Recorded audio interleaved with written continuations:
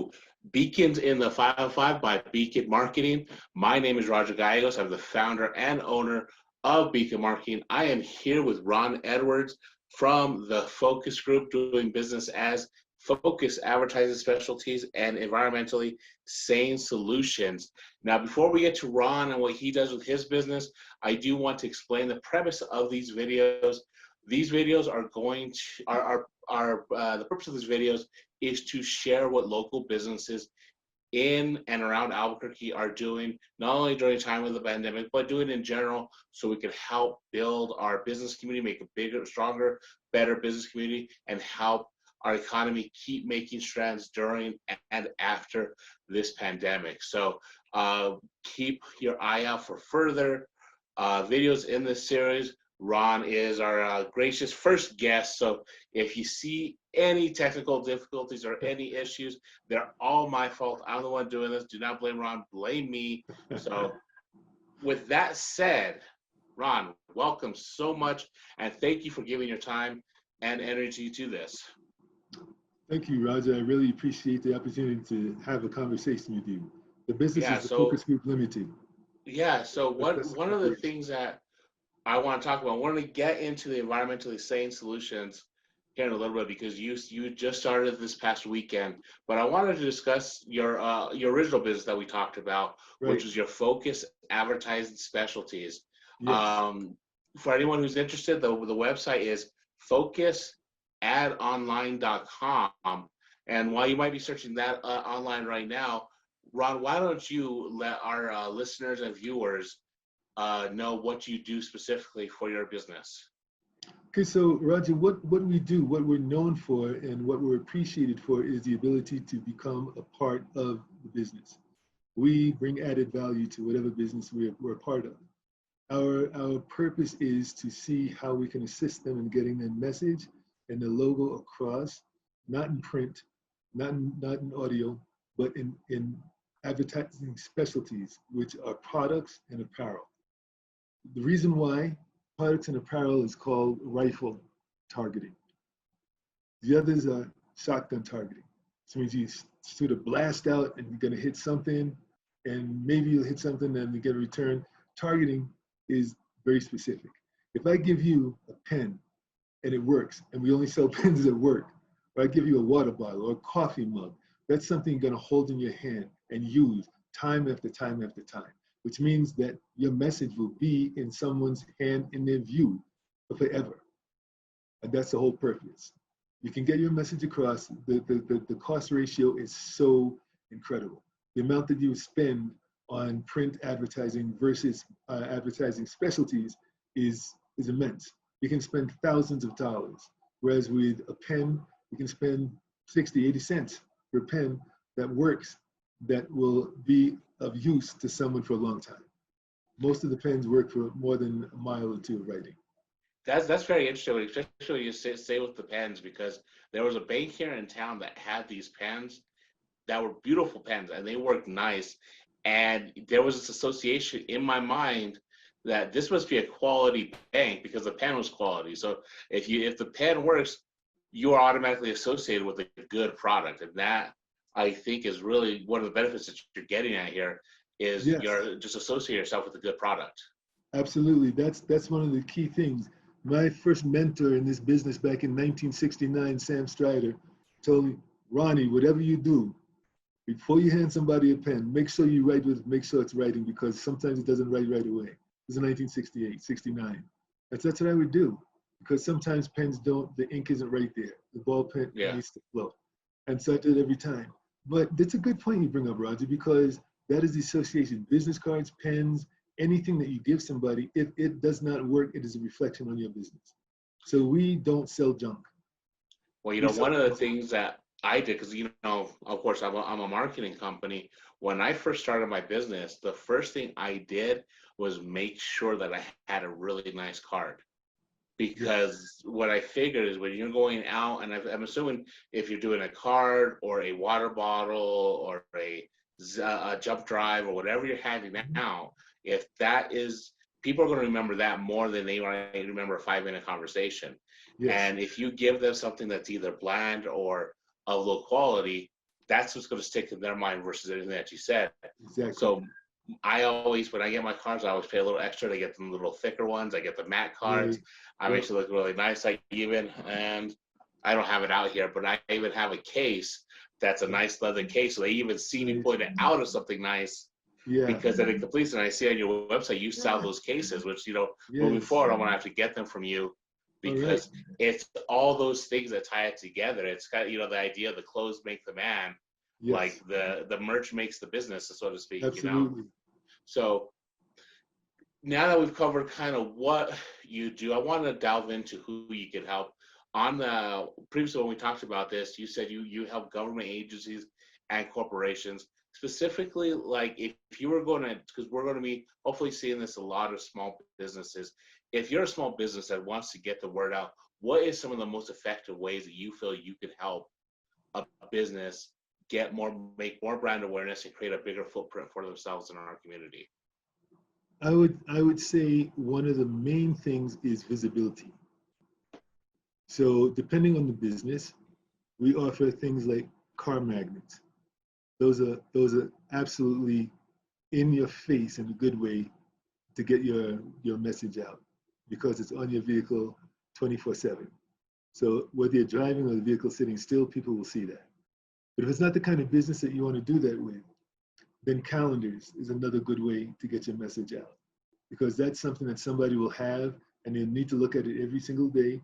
I know a lot of people use calendars on their phones, but I can tell you, when you have a calendar that has a picture that's so beautiful, it's going to be looked at. The calendars we sell, the artwork, the photos are such high quality that they look like something that should be almost like in a museum. They're really, really high quality. And they're not that expensive. And so you give that to somebody and they hang it up next to their desk. They will see your message every day, every time they need to look at the calendar. They will see your message. The other good one is going to be apparel. Depending on the type of business, t-shirts are huge. We do embroidery and we do screen printing. And there's lots of other new modalities for this type of advertising. There's new processes out. So what we do is offer either screen printed, I said, or embroidered. And the difference is embroidered is more long term and it won't wear away. Screen printing after 5-10 years, the message is going to start wearing away. But screen printing, and it's apples and oranges because with screen printing you pay, but depending on the amount of colors you have, that's what you're going to pay for each spot color. With embroidery, you use a one-time charge for getting the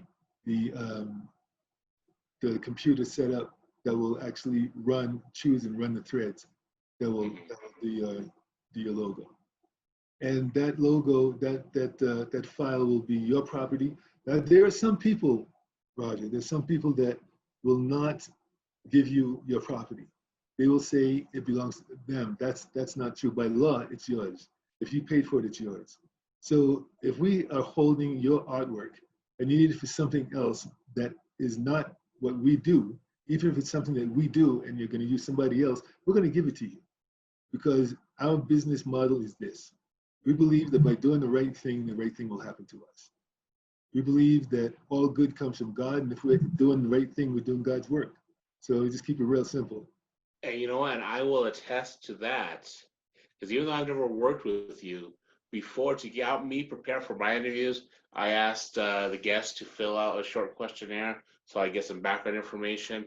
And one of the questions is, why do you do it? Why do you do what you do? And this is Ron's answer, no joke. I'm reading off my screen. It says, love providing within budget solutions for all businesses. We love making people smile because we get it right the first time. And I think that perfectly encapsulates what you're talking about now is that you provide value and you do what's right for the customer. And I love that principle. Well, we could go on for days on this topic, but for time purposes, I want to move on to a quick thing that you just started recently, I teased earlier, was your environmentally sane solutions. Yes. Could you give a brief 1 minute, 2 minute synopsis on that? Yes. Environmentally Sane Solutions is the DBA, and the first product is called Emergency P. Emergency P is a handheld portable urinal, and it is environmentally safe. Everything in it is biodegradable, and even the plastic bag that you're going to urinate into. The reason why I did that, Roger, I contracted multiple sclerosis in the Marine Corps in 1981. I never had an attack until 2006. 2018, due to other circumstances, I was having mobility issues. So I created an improvised chamber pot, and I started to think about how can I help other people that have this issue. But then my wife and son got on board with this idea, and we came up with something that was going to be environmentally sane and something that would be easy to use, and that's where we came up with this emergency P.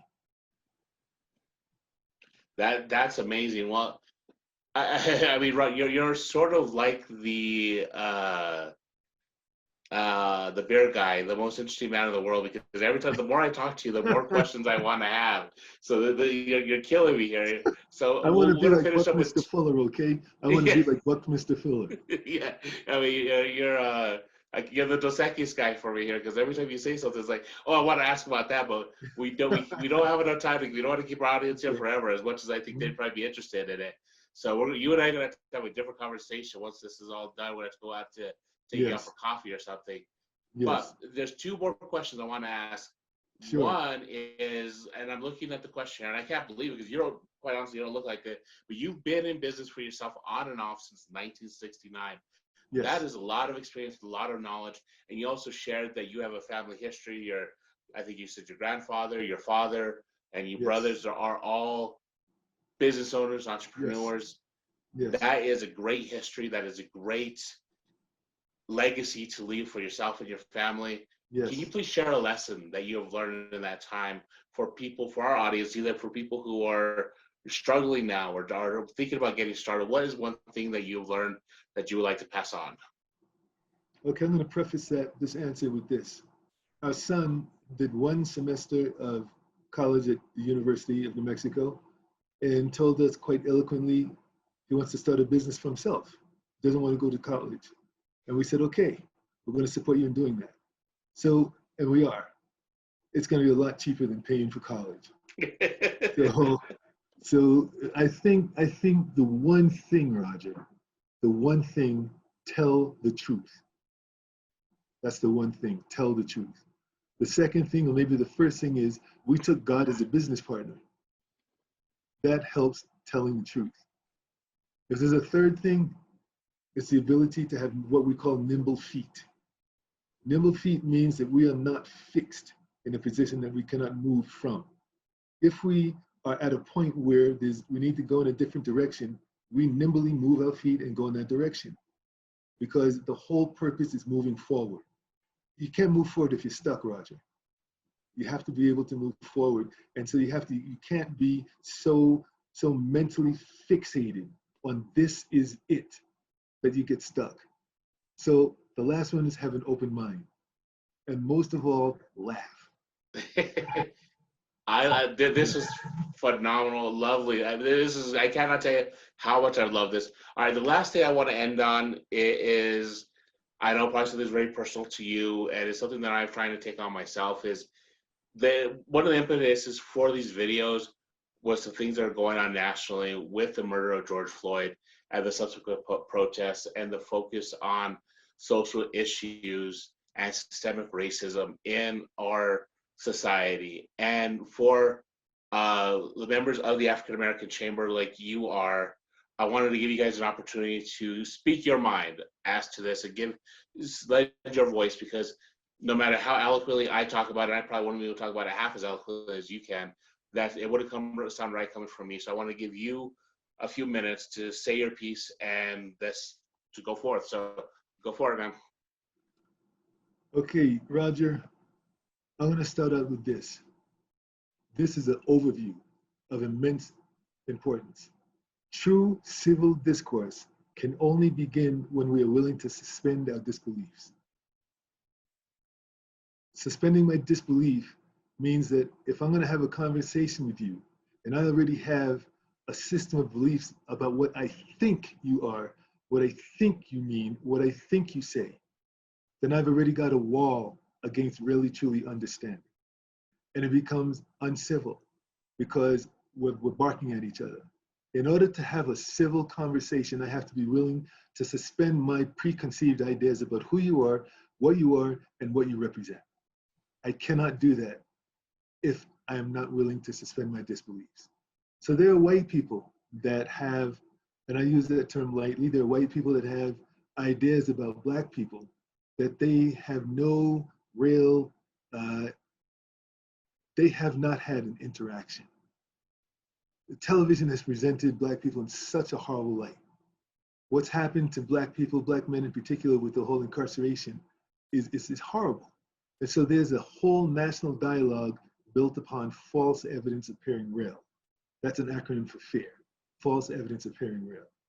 So what I would like to say is, if you want to have a discussion about what this really is, and you cannot actually step into the shoes of these people, then try at least to understand that you may not know what they're going through, what they're presenting. You cannot know the pain that Black men go through on a daily basis, where we are judged before we even open our mouths. I'm a business owner. I lived in a town called Crested Butte in Colorado. I literally had an older white gentleman come into my store, Heart Songs Caribbean Cafe. This is in 2016, come into my store and would not speak to me. I said, "Hi, how you doing? Welcome to Heart Songs Caribbean Cafe." And he did not speak. His son, about 40 years old, stepped in front of him with a red face and said, I'm sorry, yes, but thanks so much, Ron. Really appreciate that. Dad, what was that? And he told his son what he wanted. That kind of behavior is not really, I can't really wrap my head around that, Roger. The whole thing about being civil is the beginning. Then, if I have a couple more minutes, Roger, I just want to talk about the ability to interject different conversations in underprivileged communities.